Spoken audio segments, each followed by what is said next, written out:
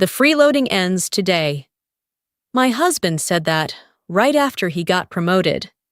His voice was decisive, like he was announcing a new policy in a boardroom, not speaking to the wife he'd lived with for 6 years. We would separate our bank accounts. Financial independence.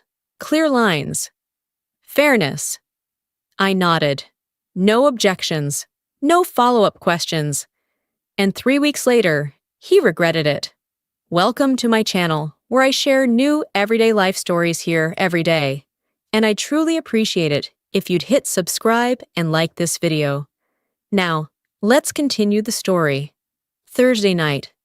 The kitchen was filled with the smell of rosemary.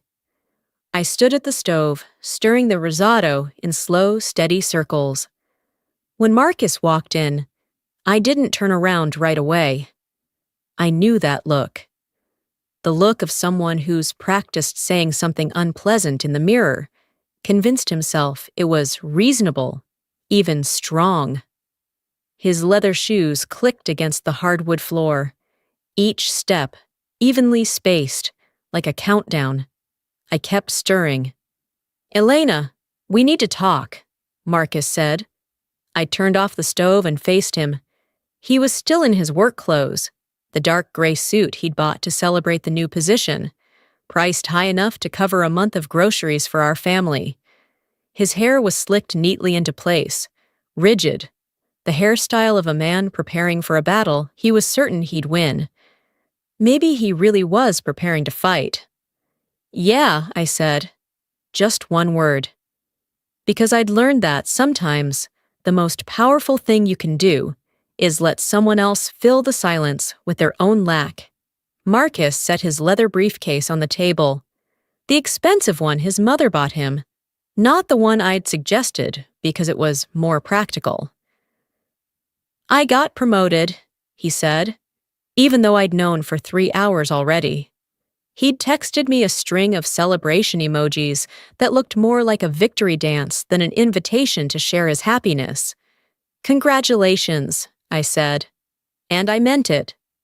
I was never the kind of person who resented a partner's success. What I hated was what changed after they succeeded. "It comes with a significant raise," he continued. And then I heard it. The shift in his voice. The meeting room voice. The voice of someone reading from a proposal. "So, our financial situation is going to have to change." I leaned back against the counter, folded my arms, and waited. "I've been thinking," Marcus said, and I could hear his mother's voice forming in his mouth. I could hear Victoria, as clearly as if she were standing behind him with a hand on his back, speaking through him. "The way we use a joint account, it's not appropriate anymore." "Which way?" I asked, even though I knew all too well. "The freeloading," he said. The word hung in the air, like smoke from a fire you haven't found the source of yet. Freeloading, as if everything I contributed was parasitic, as if my job as a teacher and the extra tutoring hours I took on to bring in more income while still running the entire household were somehow draining him dry. As if the meals I cooked, the home I maintained, the life I organized around his ambitions were nothing more than worthless clinging. "I understand," I said, "because when the person you love turns you into a leech, really, there isn't much else you can say." "I think we should separate our accounts from now on," Marcus declared. The way he said it made it clear this speech had been rehearsed. Maybe at the office, maybe while he was driving home. The two of them must have believed they were teaching me a lesson about financial independence. If you ask how I felt in that moment, not angry, not yet. What I felt was clarity, seeing my marriage more clearly than I ever had. "All right," I said. Marcus blinked. He'd been expecting resistance, an argument, maybe tears. What he got was agreement. "Really?" he asked. "Really," I said. "Separate accounts. You keep your income. I keep mine. We split living expenses 50-50. That's what you want, right? Yes, he replied too quickly. Relief washed over his face, like he'd just escaped a trap he didn't realize he'd walked himself into. Then do it, I said, turning back to the risotto, the pot that had stopped simmering because I'd neglected it. I added broth, added butter, stirred again. Tomorrow we go to the bank, I said. Transfer everything. Start fresh. Thank you, Marcus said. There was triumph in his voice. The belief that he'd just won something, but understanding and agreeing are not the same thing. I understood that Marcus believed my teaching job was less than his corporate climb, even though that income had quietly kept our life from collapsing in ways he'd never bothered to calculate. Your mother's coming for lunch this Sunday, I reminded him, stirring the risotto until it reached the perfect consistency. You'll make what she likes, right? Marcus asked, eyes still glued to his phone. What she likes? Osso buco, I confirmed. She'll love it, he said, kissing my cheek before heading into the bedroom to shed his corporate armor. I plated dinner. We ate in silence. A kind of silence that was slowly becoming the new normal. Marcus scrolled on his phone, answering work emails. I watched him, committing the moment to memory, knowing everything was about to shift. After dinner, I washed the dishes. Marcus disappeared into his office. I heard his voice on the phone with his mother, rising and falling, intimate, complicit. She agreed, Marcus said. Every syllable was a victory. Victoria's response echoed faintly through the speaker, but I could imagine it. Probably about how her son had finally taken control. Probably about how I must be relieved not to pretend I was contributing equally anymore. Words designed to make Marcus feel powerful and me feel small. That night, I sat at the folding table in the corner of the apartment, the one Marcus called your work corner. I opened my laptop and started writing everything down. Every source of income, every expense, every single dollar. I spent 2 consecutive nights digging through everything I'd kept for years. Old bank statements, credit card bills, lease paperwork, stacks of receipts stuffed into a shoebox under the bed. I was always the kind of person who kept documents. Marcus used to laugh at me for it. What do you keep all this junk for? He'd say. Yeah, Marcus. This is why. I wrote down every single household expense from the past 6 years. Rent, the portion I quietly covered every month so we could keep living this polished life. Over $48,000 in total. Utilities, electricity, water, internet. The bills I always paid because once Marcus forgot, and we had the power cut off on a winter night. Christmas gifts for his family. Birthday presents for his mother. Anniversary dinners. New curtains for the living room. The cost of repairing the washing machine. A new refrigerator when the old one suddenly died. And Marcus's golf club membership. Yes, I paid for that too. He'd asked me to handle it because he was too busy. That was 5 years ago. And then I just kept handling it. Quietly, without credit. Without ever bringing it up again. The numbers kept climbing, line after line, the total growing in a way that forced me to stop a few times, take a deep breath, and then keep going. When I finally added everything up, the number on the screen made my eyes burn. In just 6 years, my additional income, nearly $400,000. The rent I'd subsidized, more than $48,000. Thousands of hours of invisible labor. Cooking, managing, organizing, sustaining a life so Marcus could focus entirely on his career. I had been the invisible infrastructure of this life. I was the one who remembered his mother's birthday, bought the gifts, let Marcus stand there and receive the thanks. 6 years of contributions that Marcus, and his mother too, had convinced themselves were less valuable simply because they came from my teaching work, not a fixed corporate paycheck. My teacher's income was never small. It paid for trips, for the dining set he bragged about to his friends, And that man said I was freeloading off him. I didn't confront him with those numbers. Not yet. I saved them onto a USB drive and placed it in the deepest drawer of my desk. I was waiting, not for revenge, but for the truth to find its own moment. Sunday morning arrived. I woke up very early, like every time Victoria was coming for lunch, and started preparing the food. The beef shank needed hours of braising. The risotto had to be made close to serving time. The vegetables would be roasted with herbs picked from the small garden on the balcony. Marcus was still asleep. Lately, on weekends, he always slept in, blaming exhaustion from his new position. I worked alone in the kitchen, something I'd come to find more comfortable. There was something almost meditative in the steady rhythm of knife against cutting board, in the slow transformation of flavors. By noon, the apartment was filled with the scent of an old-style Italian kitchen. The dining table was set with the good dishes, the set Marcus had insisted on buying, meant for occasions like this, when his parents or relatives came over and we needed to play the role of the successful couple. Victoria arrived exactly at noon. Victoria was never late, and she treated tardiness as a moral failing.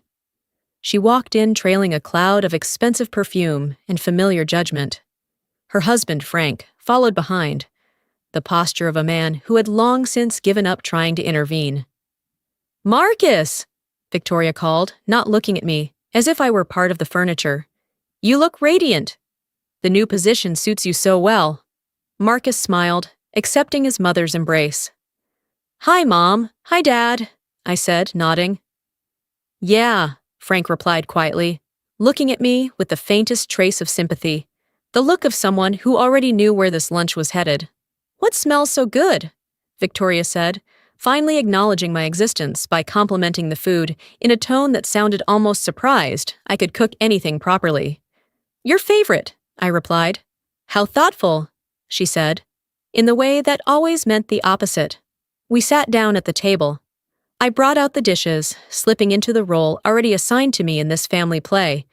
A supporting character, a backdrop, something meant to make Marcus's success shine brighter.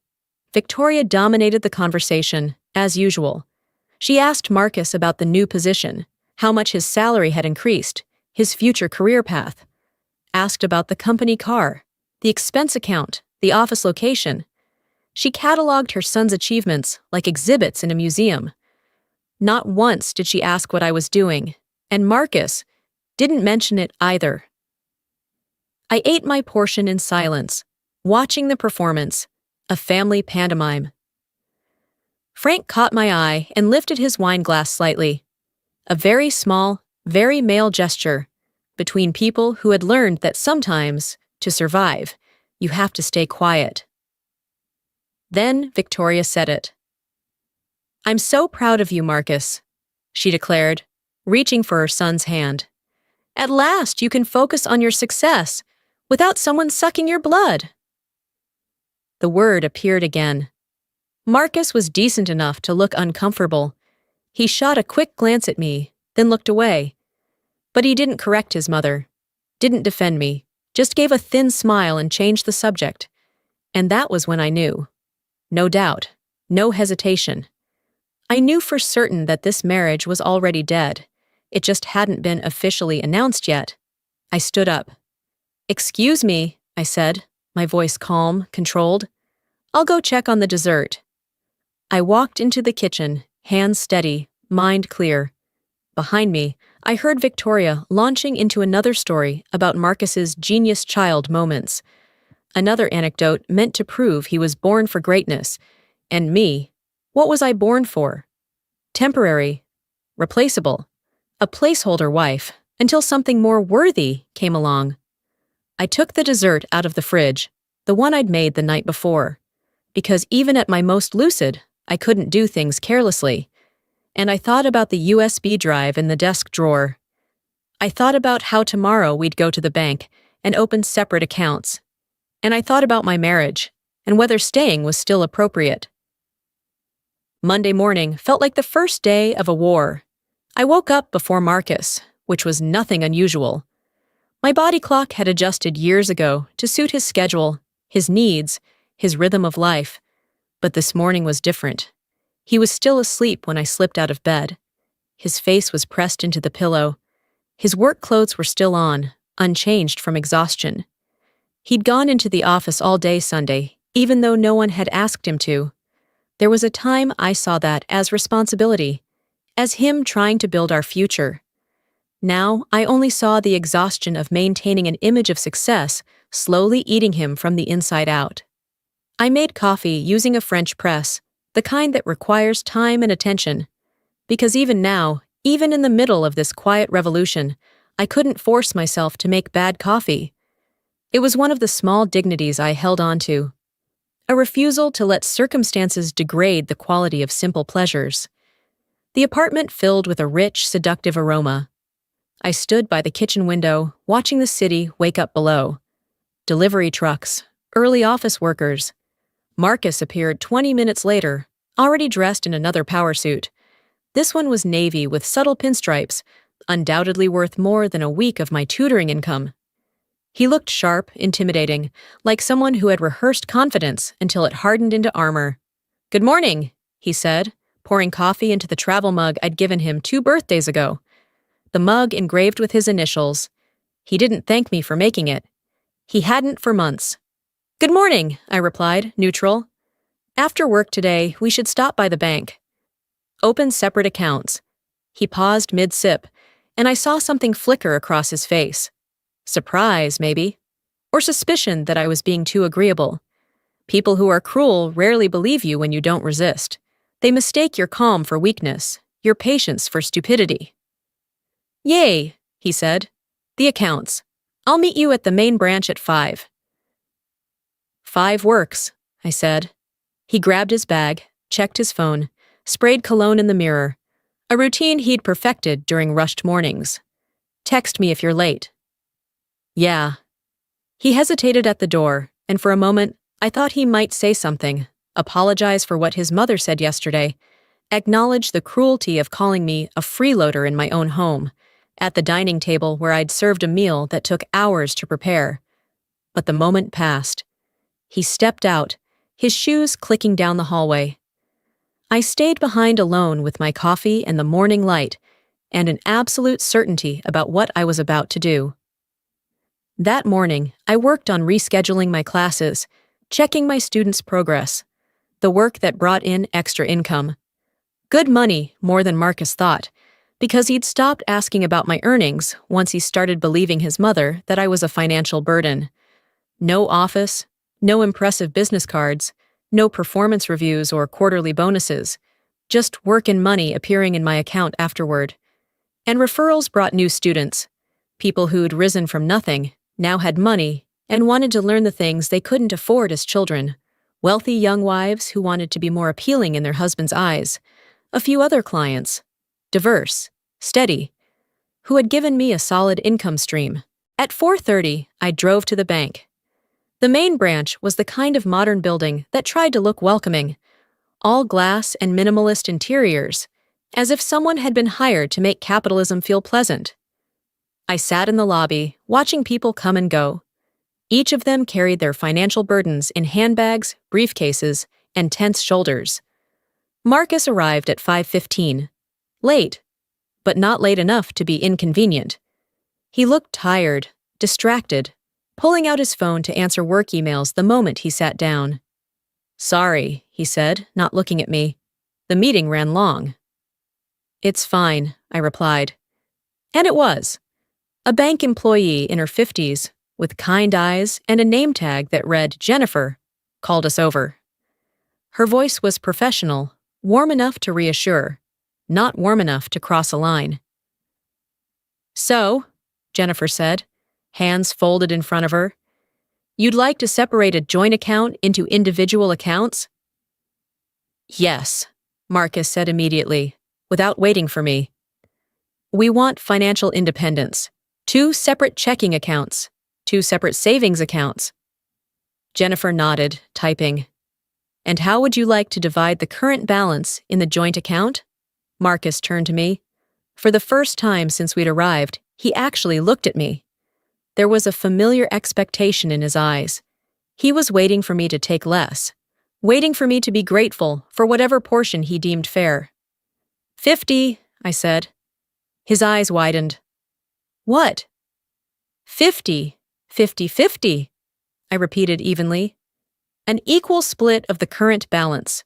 He paused, glanced at the banker, clearly uncomfortable arguing in front of a stranger. Can we discuss this privately? There's nothing to discuss, I said calmly. We're separating finances. Unless you contributed more than 50% to that account. An equal split is fair. I watched him calculate in his head, watched him try to remember how much I'd actually contributed over the years. The problem was, he couldn't remember because he'd stopped paying attention. He'd convinced himself his corporate salary was the sun around which our financial universe revolved. Ignoring the fact that my income paid for vacations, furniture, extravagant birthday gifts for his mother, the replacement of his car's transmission. Fine, he said finally, jaw tightening. 50-50. Jennifer maintained her professional neutrality, though I caught a flicker in her eyes. Recognition, perhaps, of a scenario she'd seen many times before. She printed the paperwork. We signed. She explained the process. The joint account would be closed. The funds split evenly. Each of us could set up individual income transfers. New cards would be mailed within 7 to 10 days. And household expenses? Jennifer asked. We'll split them, Marcus said quickly. 50-50. I almost laughed. Almost. Because he had no idea what 50-50 actually meant in a household. He was thinking rent and utilities. He wasn't thinking about groceries, toiletries, toilet paper, light bulbs, dozens of invisible costs that keep a home running. All right, I said, pulling out my phone. Then we should have a shared spreadsheet to track expenses. Marcus blinked. A spreadsheet? For transparency? Yeah, I said, already opening Google Sheets. Each of us logs what we spend on household items. We reconcile at the end of the month. I saw the moment it landed. The moment he realized separating finances meant really separating them. Not him being independent, while I continued to carry the load in silence, but actual equality. Okay, he said slowly. A spreadsheet. I created it right there at Jennifer's desk. Columns for date, type of expense, amount, who paid. I shared it with Marcus's email. This month is a fresh start, I said. We left the bank separately. He said he had to return to the office for another meeting. I thought he just needed space to process the vague feeling that something had shifted, even if he couldn't name it yet. I drove home alone, sat in the parking lot for a moment. Engine off, hands on the steering wheel. The sun set behind the buildings, staining everything amber and shadow. I thought about Victoria's face at Sunday lunch, the way she called me a freeloader so casually, so cruelly, like she was commenting on the weather. I thought about Marcus's silence. That silence wasn't neutral, it was complicity. And I thought about the days ahead. Dinner that night was very simple. Pasta with jarred tomato sauce. No garnish, no table setting, no ritual. Marcus got home close to 8, looking tired, and found me eating at the kitchen counter, a book open in front of me. You already ate? He asked, a little surprised. Yeah, I said. I was hungry. There's some left in the pot if you want. He looked at the pot of pasta on the stove that I hadn't served for him, hadn't kept warm for him, hadn't prepared and plated the way I usually did. This was the real meaning of separating finances. Not just separate accounts, but separate considerations, separate rhythms, priorities that no longer revolved around each other. Oh, he said. Okay. I watched him serve himself, watched the way he moved through a kitchen he'd never really known how to operate, because I'd always been the one cooking. He put the plate in the microwave, even though it was still warm. He couldn't find the Parmesan cheese because he'd never paid attention to where anything was kept. That was the first crack, the moment he began to see the outline of something he'd taken for granted. But he still didn't fully understand. Not yet. How was your day? I asked. Busy, he said. A lot going on. The new position is demanding. Sounds tiring, I said, neutral. We ate in silence. He checked his phone between bites. I finished a chapter of my book.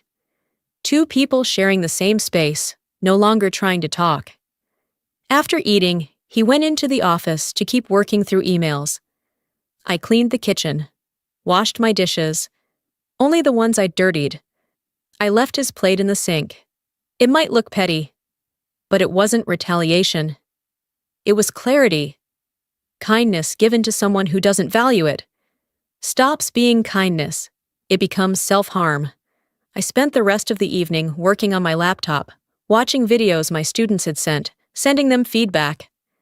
My income for this month alone was already close to Marcus's new salary, but now he wouldn't see it. Wouldn't see the money coming in. Wouldn't have to face the truth that the person he called a freeloader was the one who'd quietly kept this life running. Near midnight, the office door opened.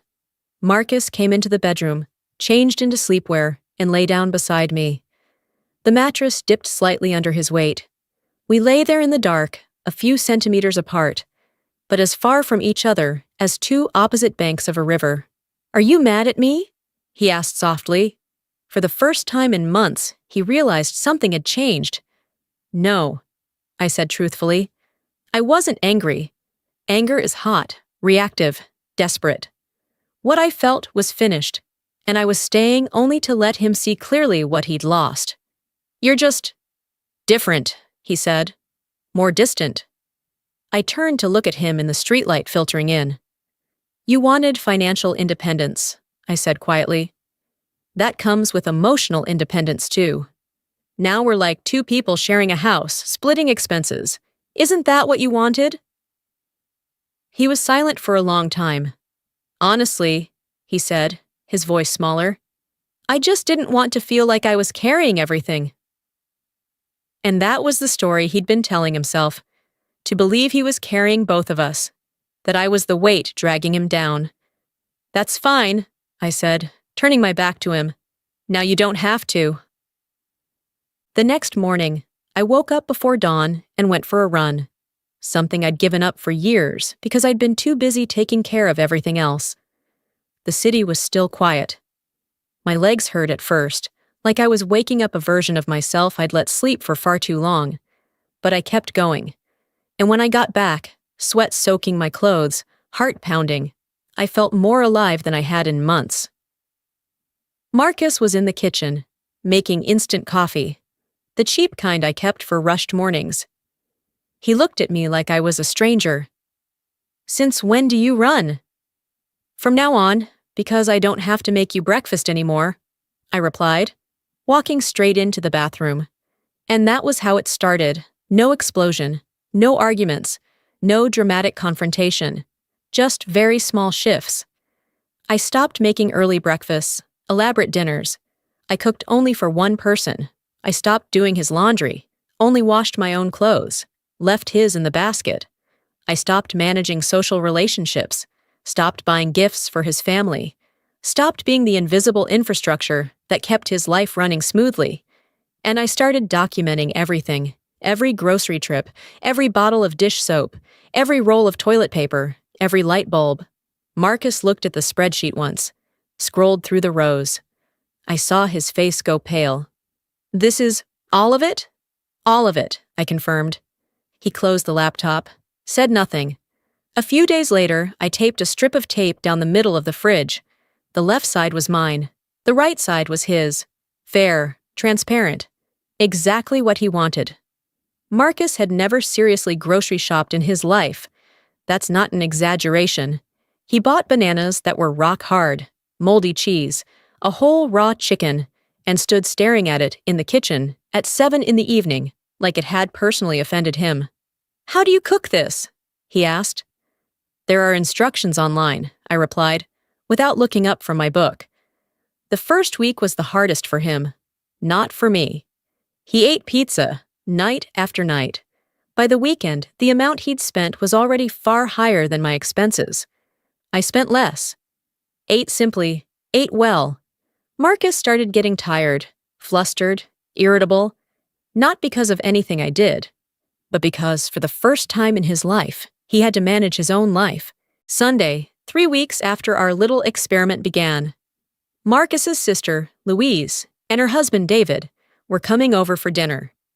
If this had been before, I would have spent all of Saturday grocery shopping and prepping, woken up early Sunday morning to finish the roast beef because Louise liked it that way.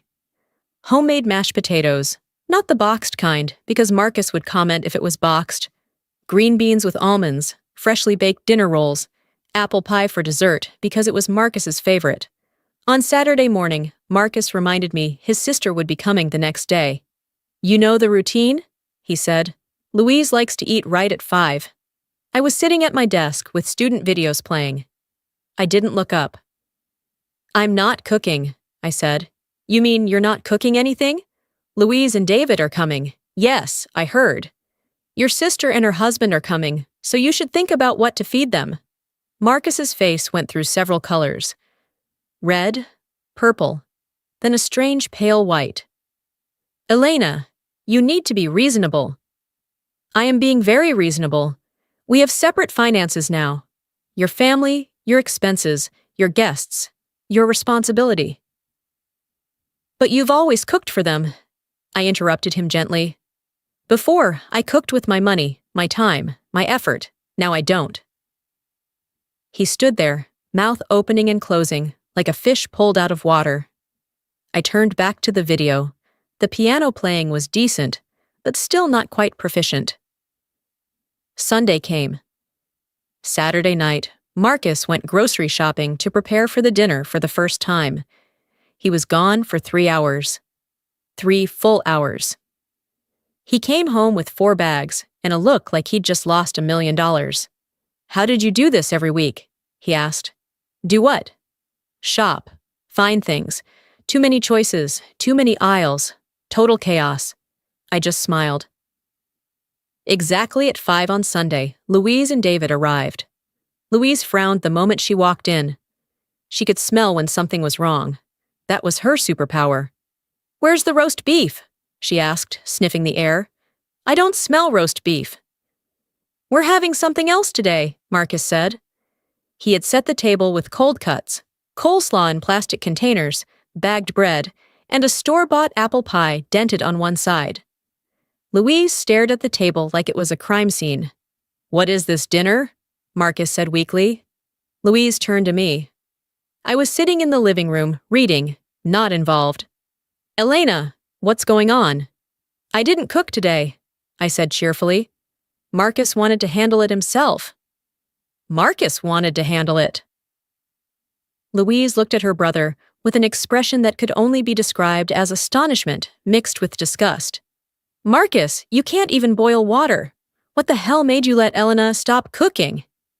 And then, Marcus, poor thing, told her everything. Separate finances, splitting expenses, the fair and transparent system, his mother's brilliant idea, all of it. He told the story while I sat there listening, occasionally turning a page of my book.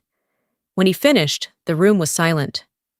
Then Louise started laughing, not kindly but sharp, bitter laughter that cut through the room like a blade. "Let me get this straight," she said slowly. "You and Mom told Elena, the woman who's run this entire household for 6 years, who took care of you while you spent all day at the office, who cooked, cleaned, organized, and planned every aspect of your domestic life, that she was freeloading." "I didn't say that," Marcus muttered. "What exactly did you say?" Marcus didn't answer. "What exactly did you say?" Marcus stayed silent. "That's what I thought," Louise said.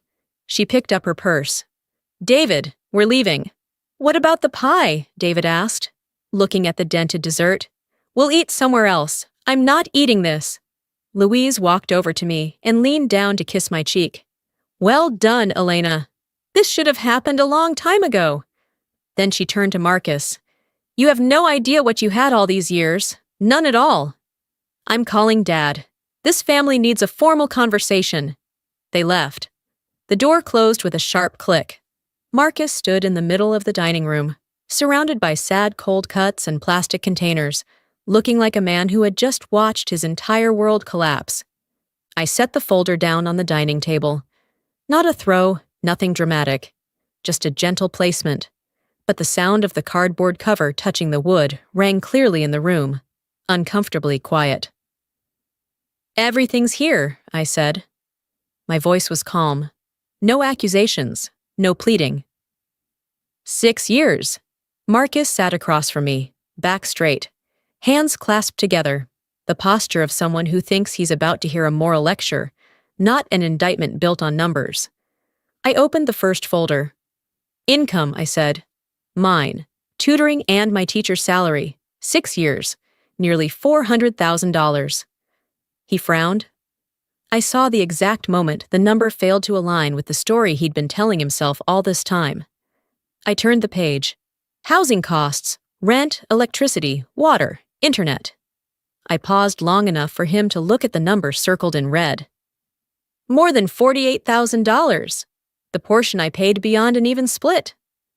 Marcus opened his mouth, then closed it again. "I didn't know." "I know," I said, "because I was the one paying." I continued. Not fast, not slow, like reading a financial report to someone who had never carried responsibility. Food, over $23,000. Household supplies, $6,000. Gifts for your family, birthdays, Christmas, anniversaries, nearly $8,000. I looked straight at him when I said the next line. Your golf club membership, too. Marcus swallowed. I thought those things just happened. Yes, I said. You thought so, because I made them invisible. I moved to the final section. The one I had thought about for a long time before including domestic labor. I took a breath. About 15 hours a week cooking, 6 years. Cleaning, household management, schedules, both sides of the family. About 10 hours a week. I didn't assign a high rate, just the minimum for skilled labor. Nearly $200,000, if calculated properly. The room went silent. Marcus stared at the spreadsheet as if the numbers might change if he looked long enough. His shoulders slumped, not from fatigue, but because something inside him had collapsed. His voice went hoarse. I really didn't know, he said quietly. I knew, but I didn't see. He was silent for a long time. Then he said, What can I do? How do I fix this? I don't know if it can be fixed. It was the honest answer. 3 weeks of awakening couldn't erase 6 years of being diminished. I wasn't sure anything could. Marcus started helping with housework the following week, at least the way he understood it. On the first day, he washed the laundry, mine included. Instead of taking it to the laundromat like he had 3 weeks earlier, he put everything into one load. White shirts, colored clothes, kitchen towels. When he took them out, everything was gray. I didn't know I had to separate them, he said, confused like a child. I've been separating them for 6 years, I replied. No sarcasm, just fact. He vacuumed the living room and broke the vacuum cleaner. He was like a child learning to walk, stumbling and getting back up. On the 4th day, the phone rang. It was his father. We put it on speaker. We were both sitting in the living room. His voice was low, slow, direct. I've heard everything. Marcus stayed silent. I could hear his breathing across the room. Do you remember, his father continued, who planned every birthday party, every holiday meal, every family trip? Do you remember how comfortably you lived on your wife's effort? It was Elena, Frank said. All of it was your wife. I didn't mean to.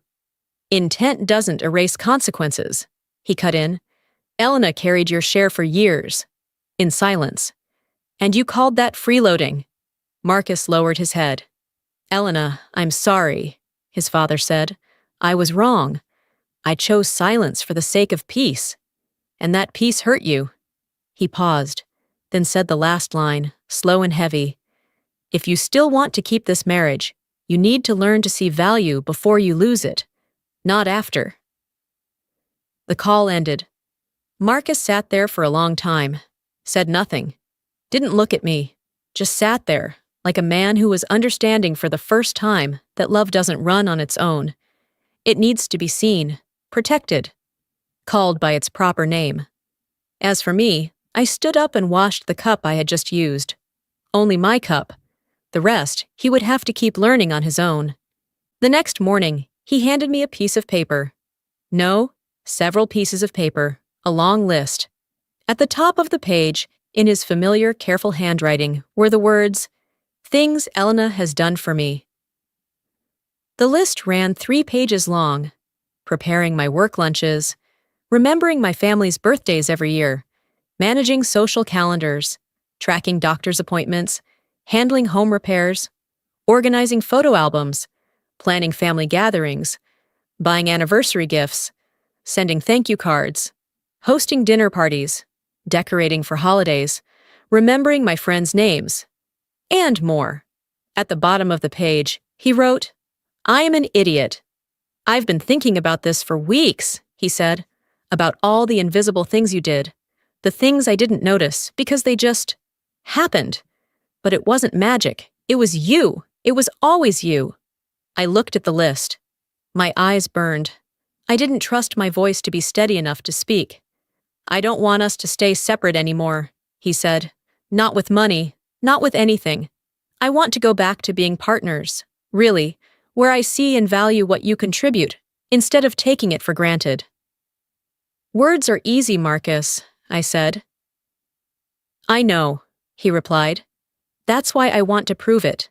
Give me the chance to show it with actions." I took a slow breath. "I need boundaries," I said. "Not just apologies.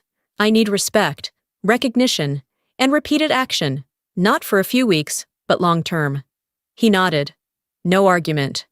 In the months that followed, Marcus began to teach himself. Without asking first, without waiting for reminders. He watched cooking videos, took notes on recipes, tried, failed, tried again. He managed his own daily life, grocery shopped, made lists, forgot things, bought the wrong things, ate repetitive meals, spent more money, got more tired. One evening, he sat down heavily in a chair, hands slack at his sides, and sighed. "I don't understand how you did all of this every day," he said. "Working, running the house, taking care of everyone." I looked at him. No sarcasm, no satisfaction. "Because I had to," I said, "and because no one else did." He nodded, exhaustion plain on his face. For the first time, the weariness I'd carried for years appeared on him. Not as punishment, but so he could understand. And that was only the beginning. 6 months later, I woke up on a Sunday morning and found Marcus already in the kitchen, not with the tension of someone still learning, but with the calm confidence of someone who had integrated new skills into his daily rhythm. The coffee was being brewed properly. The water was measured precisely. The grounds were bloomed for the right amount of time. He was prepping ingredients for a vegetable frittata, softly whistling. I stood in the doorway for a moment, just watching him move through a space that used to belong solely to me. He had entered this kitchen gradually, recipe by recipe, mistake by mistake, until it was no longer something I carried alone, but a shared space. "Good morning," I said. He turned, smiling for real. "Good morning. I'm trying the herb frittata you showed me last month again. Let's eat on the balcony. The weather's nice today." "Perfect," I said, pouring 2 cups of coffee. "Your parents are still coming at 1? "Yes, but Mom said she's bringing food today." I raised an eyebrow. "Your mom bringing food instead of expecting to be cooked for?" "Believe it or not," he laughed. "Dad said if she didn't change, there wouldn't be traditional lunches anymore." The frittata that morning was genuinely good. The vegetables were cooked just right. The eggs were soft. The seasoning balanced. We ate on the balcony as the city slowly woke up below. I thought about 6 months earlier, when every meal felt like invisible exhaustion. "I got promoted," Marcus said suddenly. I looked up. "Chief Operations Officer. They offered it yesterday. 20% raise." He paused. "I told them I needed time to talk to you before accepting." "Why?" "Because it'll be more work, more pressure. and I want to know if we can keep the balance we've built. 6 months ago, he had treated his success as a reason to separate himself from me. Now, he was asking my input like a partner. "What do you want?" I asked. "I want to take it," he said honestly, "but not if it puts us back where we were, and we're preparing to welcome our child." "Then we adjust," I said. "Hire cleaning help, plan meals, set work hour boundaries." "You're okay with me taking the position?" I took his hand.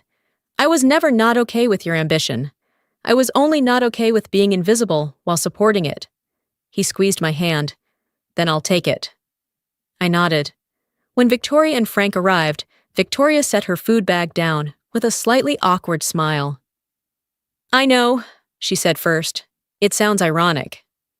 But the food here is really good, and it's what you like." "Thank you, Mom," Marcus said. Frank looked at me and gave a small nod. Victoria was different, softer, slower. She was going to therapy regularly, learning to ask instead of judge, sometimes slipping back into old habits, but stopping herself and apologizing. "Marcus said you have a new client?" Victoria asked. "Yes," I replied. "A young billionaire woman." "That's wonderful," she said, and I knew she meant it. "You must be very good." Victoria looked at me. "I'm learning to see that. I'm sorry it took so long." Frank raised his glass. "To growth. To families learning to truly see one another." After lunch, Victoria sat beside me on the balcony. "I owe you an apology," she said. "Not just for that comment, but for the past 6 years." Her voice trembled. "You were kind, and I was cruel." My throat tightened. "Thank you for saying that," I said. That evening, after Victoria and Frank left, Marcus and I cleaned up together. The ritual we'd built over the months, moving smoothly through the kitchen, him washing, me drying, talking about our day and our plans, and the small details of shared life. "What do you think about going back to a joint account?" he asked. "Not out of obligation, but because I want to. Transparency, respect." I turned to look at him. "Are you sure?" "I am. These 6 months taught me what it means to be a real partner." I hugged him. "Okay." We stood there, in the kitchen that had once been a battlefield, now a place of rebuilding. The spreadsheets were put away, no longer needed, because the truth now lived in every small action. Some stories end with explosions and dramatic exits. Ours ended with quiet reconstruction, with the daily choice to show up, to try, and to truly see each other.